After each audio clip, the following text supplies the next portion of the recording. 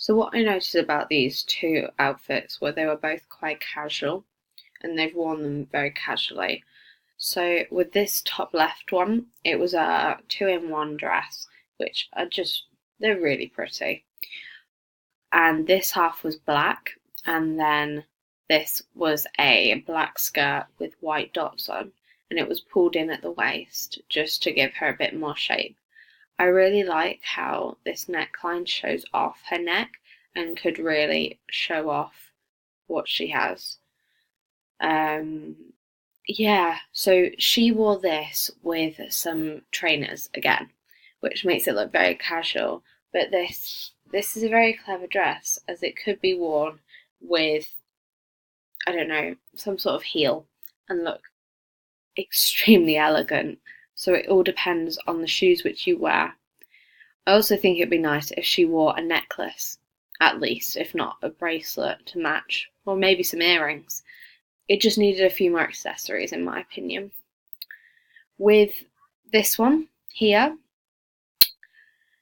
this was a very, very casual look, but I did like it, and I was thinking that this would be the sort of image which I wanted to get for the before the premiere started. So she was wearing a how would you say, like a chalky pink. We'll go with that. She was wearing a chalky pink oversized shirt with black jeans. I think that this looked really comfy and very stylish, actually. She didn't need to go over the top. She was quite comfy, and that's definitely what I want my before pictures to look like. I don't think I will add any accessories to this. Maybe a shoulder bag, just to show that she's maybe out walking the dog or something just like that.